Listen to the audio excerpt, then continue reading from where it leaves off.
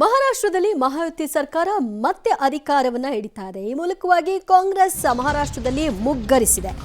Workout ಆಗಿದೆ ಏಕ್ high ತೋ safe high ಅನ್ನುವಂತಹ ಸ್ಲೋಗನ್. ಎದುರಾಳಿಗಳ ಎದೆಯನ್ನ ನಡಗಿಸುವ ಮೂಲಕವಾಗಿ ಗೆದ್ದು ಬೀಗಿದ್ದಾರೆ ಮೋದಿ ಅಂಡ್ ಟೀಮ್. ಮರಾಠಿ ನೆಲದಲ್ಲಿ ಉದ್ಧವ್ ಠಾಕ್ರೆ ಮತ್ತು ಶರದ್ ಪವಾರ್ ನೆಲ ಕಚ್ಚಿದ್ದಾರೆ. ಗ್ಯಾರಂಟಿಗಳ ನಡುವೆಯೂ ಕೂಡ ಕಾಂಗ್ರೆಸ್ ನೇತೃತ್ವದ ಕೂಟ ಡಮಾರ್ ಅಂತ ಮಹಾರಾಷ್ಟ್ರದಲ್ಲಿ ಸೋಲನ್ನ ಕಂಡಿದೆ. ಮಹಾರಾಷ್ಟ್ರದ ಒಂದು ವರದಿ ಇದೆ, ನೋಡ್ಕೊಂಡು ಬನ್ನಿ. ಎದುರಾಳಿಗಳ ಎದೆ ನಡುಗಿಸಿ ಗೆದ್ದ ಮೋದಿ ಟೀಮ್ಗೆ ಪವರ್. ಮರಾಠಿ ನೆಲದಲ್ಲೇ ನೆಲಕಚ್ಚಿದ ಉದ್ಧವ್ ಠಾಕ್ರೆ, ಶರದ್ ಪವಾರ್. ಗ್ಯಾರಂಟಿಗಳ ನಡುವೆಯೂ ಕಾಂಗ್ರೆಸ್ ನೇತೃತ್ವದ ಕೂಟ ಢಮಾರ್. ಮಹಾಯುದ್ಧದ ರೀತಿಯಲ್ಲೇ ಮಹಾರಾಷ್ಟ್ರ ಪೊಲಿಟಿಕಲ್ ವಾರ್ ಇತ್ತು. ಚೌಚೌ ರಾಜಕೀಯದಲ್ಲಿ ಯಾರು ಯಾವ ಸ್ಥಾನದಲ್ಲಿ ಇರ್ತಾರೆ ಅನ್ನೋ ಸವಾಲು ಎದುರಾಗಿತ್ತು. ಕಡೆಗೂ ಜನಾದೇಶ ಸಿಕ್ಕಿದ್ದು ಹಲವರ ಭವಿಷ್ಯವನ್ನು ನಿರ್ಧರಿಸಿದೆ. ಮಹಾರಾಷ್ಟ್ರದಲ್ಲಿ ಬಿಜೆಪಿ ಮೈತ್ರಿಕೂಟ ಎದುರಾಳಿಗಳನ್ನು ಉಡೀಸ್ ಮಾಡಿದೆ. ಎಕ್ಸಿಟ್ ಪೋಲ್ಗಳ ಲೆಕ್ಕಾಚಾರವನ್ನು ಮೀರಿ Modi team double century cross ಮಾಡಿದೆ. ಬಿಜೆಪಿ ಒಬ್ಬಂಟಿಯಾಗಿಯೇ ಸೆಂಚುರಿ ಬಾರಿಸಿದ್ದು ಕಾಂಗ್ರೆಸ್ ಮೈತ್ರಿಕೂಟ ನೆಲಕಚ್ಚಿದೆ. ಇಬ್ಬಾಗ ರಾಜಕಾರಣಕ್ಕೆ ಜನಾದೇಶ ಸಿಕ್ಕಿದ್ದು ಉದ್ಧವ್ ಠಾಕ್ರೆ, ಶರದ್ ಪವಾರ್ಗೆ ಮತದಾರ ಪಂಚ್ ಕೊಟ್ಟಿದ್ದಾರೆ. ಬಿಜೆಪಿ ಮೈತ್ರಿಕೂಟ ಮ್ಯಾಜಿಕ್ ನಂಬರ್ 145 ಸಂಖ್ಯೆಯನ್ನು ಸೀಳಿ ಬಿಜೆಪಿ ನೇತೃತ್ವದ ಸರ್ಕಾರ ರಚನೆ ಸುಲಭವಾಗಿದೆ. 80% ಕ್ಷೇತ್ರ ಗೆದ್ದು ಬೀಗಿದ ಬಿಜೆಪಿ ಮತ್ತೆ ಮಹಾರಾಷ್ಟ್ರದಲ್ಲಿ ಮುಗ್ಗರಿಸಿದ ಕಾಂಗ್ರೆಸ್. ರಿಸಲ್ಟ್ನಲ್ಲಿ ಮಹಾಯುತಿ ಮೈತ್ರಿಕೂಟ ಸ್ಟ್ರೈಕ್ ರೇಟ್ ಟಾಪ್ನಲ್ಲಿ ಇದೆ. ಬಿಜೆಪಿ ಸ್ಪರ್ಧೆ ಮಾಡಿದ್ದ 145 ಕ್ಷೇತ್ರಗಳಲ್ಲಿ 80% ಕ್ಷೇತ್ರಗಳಲ್ಲಿ ಬಿಜೆಪಿ ಗೆಲುವು ಸಾಧಿಸಿದ್ದು ಎಲ್ಲರಿಗೂ ಶಾಕ್ ನೀಡಿದರೆ, ಮೈತ್ರಿಕೂಟ ಮಿತ್ರ ಪಕ್ಷಗಳಾದ ಶಿವಸೇನೆ, ಶಿಂಧೆ ಬಣ 81 ಕ್ಷೇತ್ರಗಳಲ್ಲಿ ಸ್ಪರ್ಧಿಸಿದ್ದು 71% ಕ್ಷೇತ್ರಗಳಲ್ಲಿ ಗೆದ್ದಿದ್ರೆ, ಎನ್ಸಿಪಿ ಅಜಿತ್ ಪವಾರ್ ಬಣ 59 ಕ್ಷೇತ್ರಗಳಲ್ಲಿ ಸ್ಪರ್ಧಿಸಿ 62% ಕ್ಷೇತ್ರಗಳಲ್ಲಿ ಗೆಲುವು ಸಾಧಿಸಿದ್ದಾರೆ. ಮಹಾಯುತಿ ಮೈತ್ರಿಕೂಟದ ಸಕ್ಸಸ್ ರೇಟ್ ಜಿಗಿದ ಪರಿಣಾಮ ಮಹಾ ವಿಕಾಸ್ ಅಘಾಡಿ ಮೈತ್ರಿಕೂಟದ ಕಾಂಗ್ರೆಸ್, ಉದ್ಧವ್ ಶಿವಸೇನೆ, ಶರದ್ ಪವಾರ್ ಎನ್ಸಿಪಿ ಪಕ್ಷಗಳ ಗೆಲುವಿನ ರೇಟಿಂಗ್ 20% ಒಳಗೆ ಮಾತ್ರ ಇದ್ದು ಮಹಾ ಜಿದ್ದಿನ ರಾಜಕಾರಣಕ್ಕೆ ತಿರುವು ಸಿಕ್ಕಿದೆ. ಜಾರ್ಖಂಡ್ನಲ್ಲಿ ಜಾಟ್ ಹಾಗೂ ಒಬಿಸಿ ಮತಗಳು ಕೈ ಹಿಡಿದಂತೆ ಮಹಾರಾಷ್ಟ್ರದಲ್ಲಿ ಒಗ್ಗಟ್ಟಿನಲ್ಲಿ ಬಲವಿದೆ ಅನ್ನೋ ಘೋಷವಾಕ್ಯ ಬಿಜೆಪಿಯನ್ನ ಗೆಲ್ಲಿಸಿದೆ. ಮರಾಠ ಹಾಗೂ ಒಬಿಸಿ ಮತಗಳಿಂದ ಎನ್ಡಿಎ ಮೈತ್ರಿಕೂಟ ಗೆದ್ದು ಬೀಗಿದೆ. ಹಾಗಾದ್ರೆ ಮಹಾ ರಿಸಲ್ಟ್ ಡೀಟೇಲ್ಸ್ ನೋಡೋದಾದ್ರೆ, ಮರಾಠ ಬಾಹುಳ್ಯ ಕ್ಷೇತ್ರಗಳು ಎನ್ಡಿಎ 68, ಕಾಂಗ್ರೆಸ್ ಪ್ಲಸ್ 18. ಒಬಿಸಿ ಬಾಹುಳ್ಯ ಕ್ಷೇತ್ರಗಳು ಎನ್ಡಿಎ 61, ಕಾಂಗ್ರೆಸ್ ಪ್ಲಸ್ 25.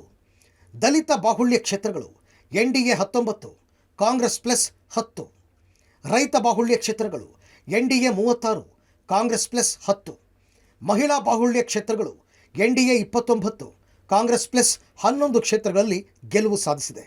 ಮಹಾರಾಷ್ಟ್ರದಲ್ಲಿ ಬಿಜೆಪಿ ಮೈತ್ರಿಕೂಟ ಡಬಲ್ ಸೆಂಚುರಿಯನ್ನು ದಾಟಿ ಮುಂದೆ ಹೋಗ್ತಾ ಇದೆ. ಕಾಂಗ್ರೆಸ್ನ ಮೈತ್ರಿಕೂಟ ಕೇವಲ ಹಾಫ್ ಸೆಂಚುರಿಗೆ ಮಾತ್ರ ಸೀಮಿತ ಆಗ್ತಾ ಇದೆ. ಅಂದ್ರೆ ಬಿಜೆಪಿ ಮತ್ತು ಅದರ ಮಿತ್ರ ಪಕ್ಷಗಳ ಸ್ಟ್ರೈಕ್ ರೇಟ್ ಏನಿದೆ ಅದು 80% ಕ್ರಾಸ್ ಮಾಡ್ತಾ ಇರ್ತಕ್ಕಂಥದ್ದು. ಆದರೆ ಕಾಂಗ್ರೆಸ್ ಮತ್ತೆ ಮಿತ್ರ ಪಕ್ಷಗಳ ಸ್ಟ್ರೈಕ್ ರೇಟ್ ಏನಿದೆ ಅದು 20% ಒಳಗಡೆ ಇರ್ತಕ್ಕಂಥದ್ದು. ಇದಕ್ಕೆಲ್ಲ ಏನು ಕಾರಣ? ಮರಾಠಿ ನೆಲದಲ್ಲೇ, ಮರಾಠಿ ಅಸ್ಮಿತೆ ಬಗ್ಗೆ ಮಾತನಾಡ್ತಾ ಇರ್ತಕ್ಕಂಥ ಶಿವಸೇನೆ, ಉದ್ಧವ್ ಠಾಕ್ರೆಯ ಒಂದು ನೆಲದಲ್ಲೇ ಎಲ್ಲ ಒಂದು ಕಡೆ ಬಿಜೆಪಿ ಮತ್ತು ಅದರ ಮಿತ್ರ ಪಕ್ಷಗಳು ಕೂಡ ದೊಡ್ಡ ಮಟ್ಟದಲ್ಲಿ ಯಶಸ್ಸನ್ನು ಸಾಧಿಸಿರ್ತಕ್ಕಂಥದ್ದು. ಶಿವಸೇನೆ, ಶಿಂದೆ ಬಣ ಜೊತೆಗೆ ಎನ್ಸಿಪಿ ಅಜಿತ್ ಪವಾರ್ ಬಣ, ಆ ಎರಡೂ ಬಣಗಳು ಕೂಡ ಎಲ್ಲ ಒಂದು ಕಡೆ ದೊಡ್ಡ ಮಟ್ಟದ ಲೀಡನ್ನು ಪಡೆದಿವೆ. ಅದರ ಪರಿಣಾಮವಾಗಿ ಮಹಾರಾಷ್ಟ್ರದಲ್ಲಿ ಕಾಂಗ್ರೆಸ್ ನೇತೃತ್ವದ ಮಿತ್ರಕೂಟ ಏನಿದೆ ಅದು ಸೋಲನ್ನು ಒಪ್ಕೊಂಡಿರ್ತಕ್ಕಂಥದ್ದು. ಎಲ್ಲ ಕಡೆಗಳಲ್ಲೂ ಕೂಡ ಬಿಜೆಪಿ ಮೈತ್ರಿಕೂಟ ದೊಡ್ಡ ಮಟ್ಟದ ಸಕ್ಸಸ್ ರೇಟನ್ನು ಕಂಡಿರ್ತಕ್ಕಂಥದ್ದು. ಇನ್ನು ದಾಖಲೆಯ ಪ್ರಮಾಣದ ಮತದಾನ ಆದಾಗ, ಹೆಚ್ಚಿನ ಮತ್ತು ಅತಿ ಕಡಿಮೆ ಮತದಾನ ಆದಾಗ ಆಡಳಿತ ಪಕ್ಷಕ್ಕೆ ಹೆಚ್ಚು ಲಾಭವಾಗಿರುವ ಉದಾಹರಣೆಗಳು ಇವೆ. ಅದೇ ರೀತಿ ಹೆಚ್ಚಿನ ಮತದಾನ ಆಡಳಿತ ಮೈತ್ರಿ ಸರ್ಕಾರವನ್ನ ಜನರು ಸಮರ್ಥಿಸಿಕೊಂಡಿದ್ದಾರೆ ಎಂಬುದು ರಿಸಲ್ಟ್ನಿಂದ ಸ್ಪಷ್ಟ ಎನ್ನಲಾಗ್ತಾ ಇದೆ. ಅಷ್ಟೇ ಅಲ್ಲ, ಬಿಜೆಪಿ ಮತ್ತು ಆರ್ಎಸ್ಎಸ್ ವ್ಯವಸ್ಥೆ ಕಾರ್ಯತಂತ್ರ ಸಫಲವಾಗಿದೆ. ಗೃಹಲಕ್ಷ್ಮಿ ರೀತಿಯಲ್ಲಿ ಮಹಾಯುತಿ ಸರ್ಕಾರ ಮಜಿ ಲಡ್ಕಿ ಬಹಿನ್ ಹೆಸರಿನಲ್ಲಿ 1500 ರೂಪಾಯಿ ನೀಡುವ ಯೋಜನೆ ಕೆಲಸ ಮಾಡಿದೆ ಎನ್ನಲಾಗಿದೆ. ಅಲ್ಲದೆ 2100 ರೂಪಾಯಿಗೆ ಹೆಚ್ಚಿಸುವ ಭರವಸೆಯನ್ನು ಬಿಜೆಪಿ ಮೈತ್ರಿಕೂಟ ನೀಡಿತ್ತು. ಈಗಾಗಲೇ 1.2 ಕೋಟಿ ಜನರು ನೋಂದಣಿಯಾಗಿರುವ ಹಿನ್ನೆಲೆಯಲ್ಲಿ ಮಹಿಳಾ ಮತಗಳು ಆಡಳಿತಾರೂಢ ಮೈತ್ರಿ ಸರ್ಕಾರಕ್ಕೆ ಲಾಭವಾಗಿದೆ ಎನ್ನಲಾಗ್ತಾ ಇದೆ. ಎರಡೂ ಮೈತ್ರಿಕೂಟಗಳ ಸೋಲು ಗೆಲುವಿನ ಕಾರಣಗಳು ಇಲ್ಲಿವೆ. ಮಹಾಯುತಿ ಗೆಲುವಿಗೆ ಕಾರಣಗಳು: ದೊಡ್ಡ ಪ್ರಮಾಣದಲ್ಲಿ ಗೊಂದಲಗಳಿಲ್ಲದ ಮೈತ್ರಿ ಜನರ ನಂಬಿಕೆ ಹೆಚ್ಚಿಸಿದ್ದು. ಮೂಲ ಶಿವಸೇನೆ, ಎನ್ಸಿಪಿ ಪಕ್ಷದ ಸಾಮರ್ಥ್ಯ ಅರಿತಿದ್ದ ಏಕನಾಥ್ ಶಿಂದೆ, ಅಜಿತ್ ಪವಾರ್. ಬಿಜೆಪಿ ತನ್ನ ಭದ್ರಕೋಟೆಯಲ್ಲೇ ಟಿಕೆಟ್ಗಳನ್ನು ಉಳಿಸಿಕೊಂಡು ಕಣಕ್ಕೆ ಇಳಿದಿದ್ದು. ಶಿಂಧೆ ಮತ್ತು ಅಜಿತ್ ಪವಾರ್ ತಮ್ಮ ಭದ್ರ ಕೋಟೆಗಳಲ್ಲಿ ಟಿಕೆಟ್ ಉಳಿಸಿಕೊಂಡಿದ್ದು.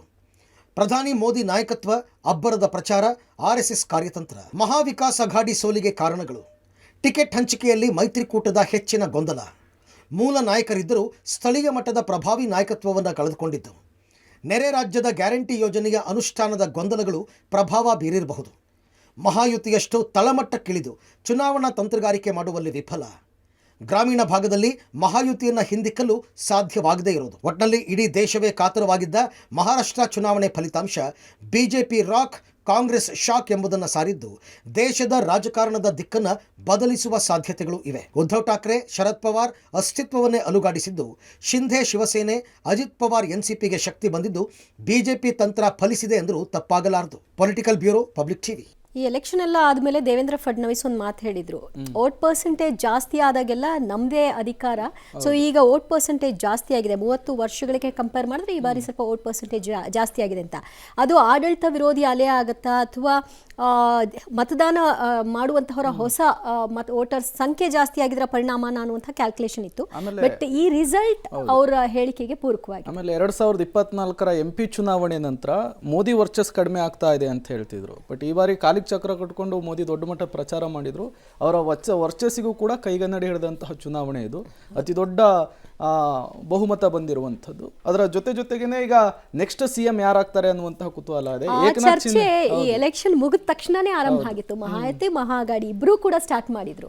ಸೊ ಈಗ ಯಾರನ್ನ ಫೈನಲ್ ಮಾಡ್ತಾರೆ ಅಂದ್ರೆ ಈಗ ಜಾಸ್ತಿ ಕ್ಷೇತ್ರಗಳನ್ನ ಗೆತ್ಕೊಂಡಿರೋದ್ರಿಂದ ಬಿಜೆಪಿ ಬಹುಶಃ ಕ್ಲೈಮ್ ನ ಮಾಡಬಹುದು ಅನ್ಸುತ್ತೆ. ಫಡ್ನವೀಸ್ಗೆ ಕೊಡ್ತಾರಾ ಅಥವಾ ಏಕನಾಥ್ ಶಿಂದೆನೆ ಮತ್ತೊಮ್ಮೆ CM ಆಗ್ತಾರಾ ಫಿರಾವಂಗ ಅಂತ ಅವ್ರು ಹೇಳಿದ್ರು. ಆ ಸ್ಟೇಟ್ಮೆಂಟ್ ಈಗ ತುಂಬಾ ಓಡಾಡ್ತಾ ಇದೆ. ನೋಡ್ಬೇಕೇನ್ ಮಾಡ್ತಾರೆ ಅಂತ.